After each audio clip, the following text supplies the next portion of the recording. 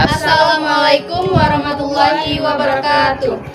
Kami dari kelompok 6B yang beranggotakan saya Muhammad Awaluddin, saya Salsabila Sifi Arlabina, dan saya Fitria Stanti. Di sini kami akan menayangkan video Biokimia 2. Selamat menyaksikan. Biokimia 2 Sequencing kelompok 6B, yang memiliki tujuan agar mahasiswa mampu mengkaji implikasi sequencing dan analisis homologi dalam kehidupan sehari-hari.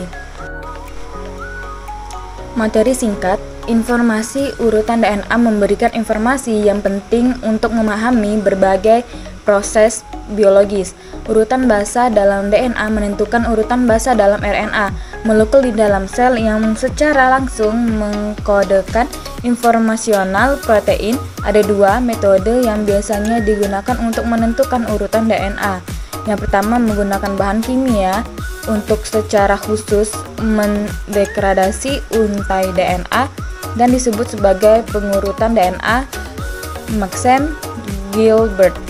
Metode kedua melibatkan penghambatan spesifik sintesis DNA enzimatik dan disebut sebagai sequencing Sanger. Pada pembahasan sequencing DNA Maxent-Gilbert, dalam metode ini satu fragmen DNA label akhir biasanya diberi label pada penanda radioaktif.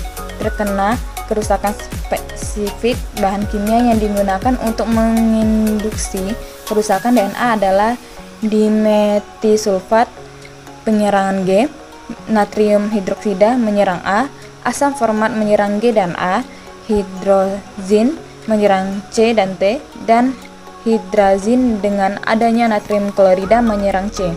Pada gambar tersebut menunjukkan G, A, R, Y, dan C mewakili reaksi kimia spesifik yang mengidentifikasi relatif posisi basa guanin, G, adenin, purin, primidin, dan sitosin. Dalam contoh ini, fragmen diberi label di ujung 5, membaca dari bawah ke atas gel pada pola pita sesuai dengan urutan. Fragmen yang lebih kecil menunjukkan identitas basa yang paling dekat dengan ujung berlabel dan produk yang lebih besar secara berurutan. Menunjukkan identitas basa yang lebih jauh tergantung pada apakah label terletak di ujung 5 atau 3. Untai DNA urutan dasar dibaca dari bawah ke atas autoradiogram sebagai 5 hingga 3 atau 3 hingga 5 masing-masing. Lalu ada sequencing DNA Sanger. Metode ini memanfaatkan beberapa fitur DNA polimerase. Kemampuannya untuk membuat salinan yang tepat dari sebuah molekul DNA. Ada sintesis enzimatiknya. 5 hingga 3 persyaratannya untuk untai DNA primer untuk memulai sintesis dan persyaratan untuk 3 OH di ujung primer. Jika 3 OH tidak tersedia, untaian DNA tidak dapat diperpanjang oleh polimerase. Pada gambar tersebut, G, A, T, dan C mewakili produk reaksi sequencing yang dihasilkan dari pasukan DDGTP, DDATP, DDTTP, atau DDCTP. Karena sintesis enzimatik berlangsung dari 5 ke 3, fragmen yang lebih kecil mengidentifikasikan basa yang lebih dekat ke primer. Ujung 5 dari informasi urutan. A. Tampilan skema produk reaksi Sanger urutan DNA yang diidentifikasi untuk ditunjukkan oleh pola pita. B. Foto data urutan yang sesuai. Pada analisis homologi, metode untuk mengidentifikasi urutan homolog bergantung pada menentukan kesamaan antara urutan yang tidak mungkin terjadi secara kebetulan, sehingga memungkinkan kesimpulan bahwa urutan telah berevolusi dari nenek moyang yang sama. Metode yang paling umum digunakan adalah Blades.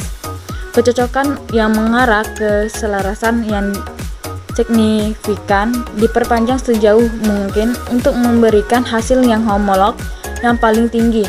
Analisis homolog ini dilakukan sebagai berikut. Mula-mula masukkan ke website NCBI. Selanjutnya masuk ke program Base Squid Similarity, urutan DNA atau protein yang telah diperoleh. Selanjutnya disubmit ke Blast Quersmility pada GoneBank. Selanjutnya GoneBank akan melakukan analis homologi dengan fragmen DNA atau urutan asal amino yang disubmit. Kesimpulan pertama, urutan bahasa dalam DNA menunjukkan urutan bahasa dalam RNA, molekul di dalam sel yang secara langsung mengkodekan informasional protein. Kedua, dalam metode sequencing DNA museum Gilbert, satu fragmen DNA berlabel akhir biasanya diberi label dengan penanda radioaktif terkena kerusakan spesifik. Ketiga, metode sequencing DNA Sanger merupakan metode yang paling umum digunakan untuk pengurutan DNA. Metode ini memanfaatkan beberapa fitur DNA polimerase.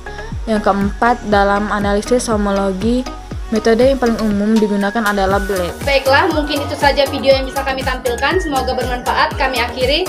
Wassalamualaikum warahmatullahi wabarakatuh.